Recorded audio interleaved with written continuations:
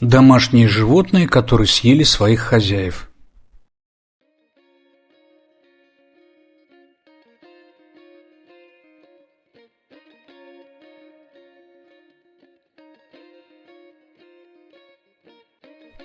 Питбуль по кличке Лицо со шрамом искалечил своего хозяина из-за свитера. На женщину из Флориды и ее семью напал их домашний питбуль после того, как она попыталась заставить его надеть свитер. Питбуль преследовал 52-летнюю Бренду Ререру в ее доме в Тампе на Новый год в 2017 году. Когда ее муж Исмаэль вмешался, чтобы помочь ей, собака повернулась против него. Их 22-летний сын попытался вмешаться, но не смог остановить собаку. В конце концов, всем троим удалось сбежать, оставив собаку снаружи. После вызова спецслужбы офицеры зооконтроля усмирили собаку электрошокером. Официальные лица заявили, что лицо со шрамом было довольно агрессивным. Звучит как преуменьшение.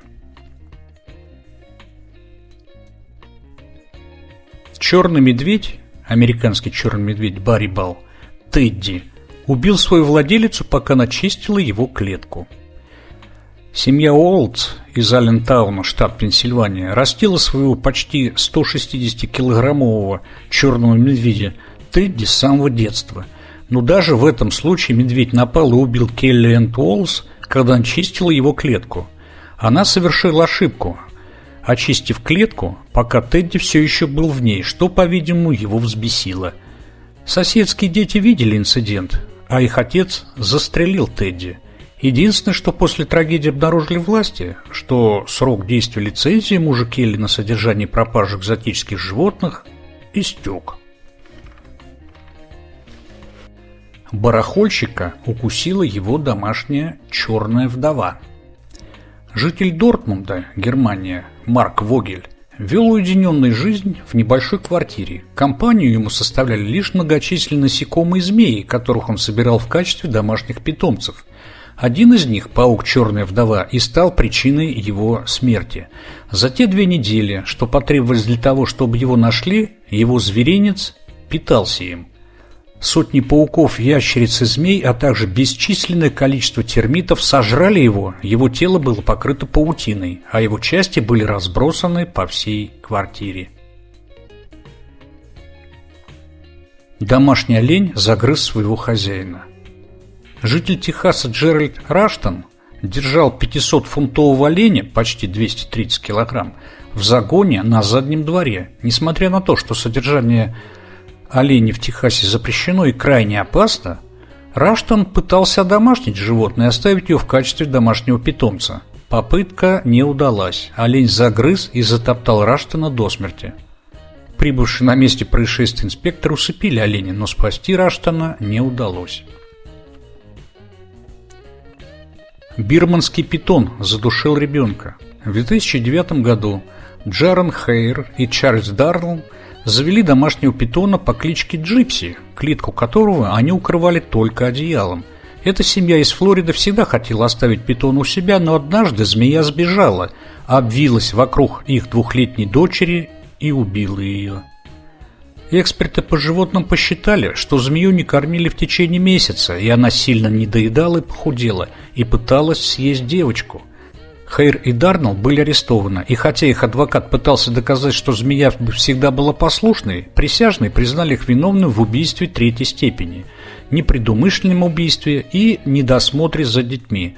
Каждый из них был отправлен в тюрьму на 12 лет.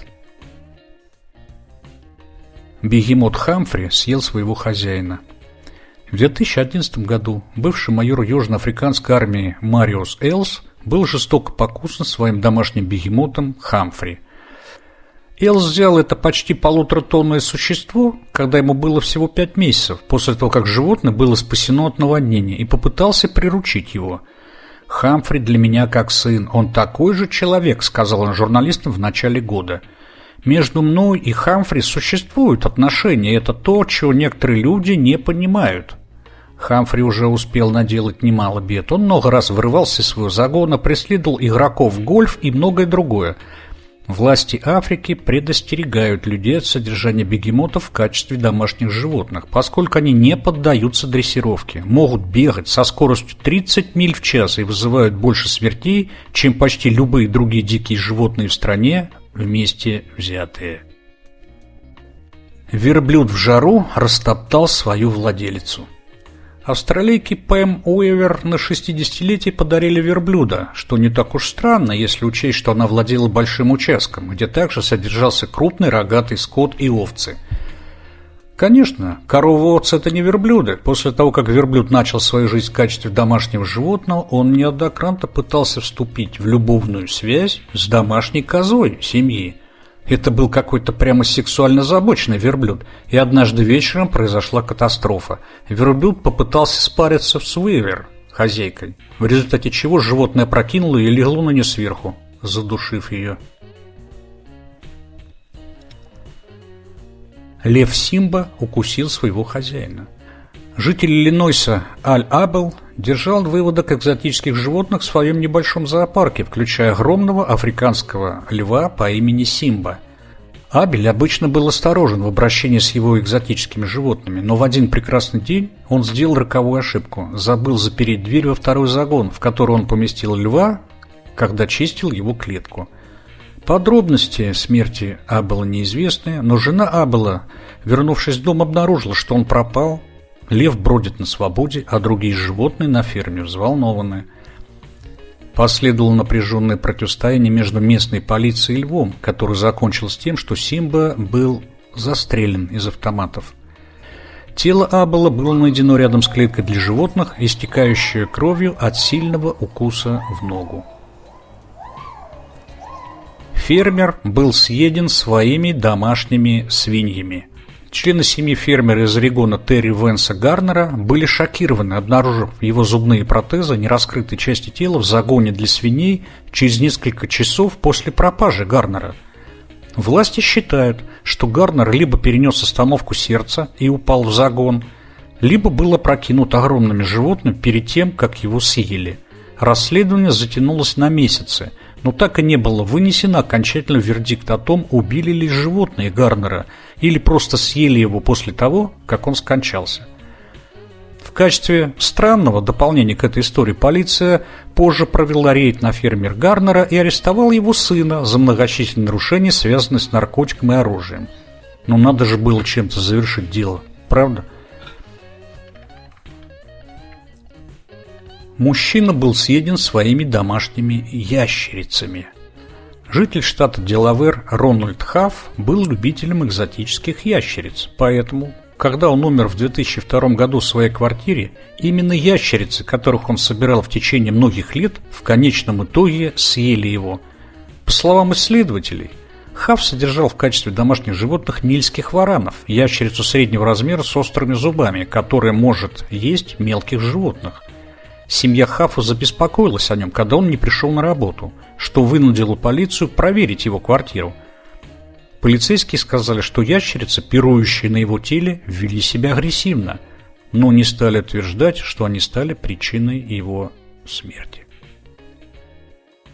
Выводы просты. Лучше отказаться от экзотических видов флоры и фауны для своей же безопасности. Да и с обычными животными нужно быть всегда осторожными, чтобы судьба не повернулась к вам задом.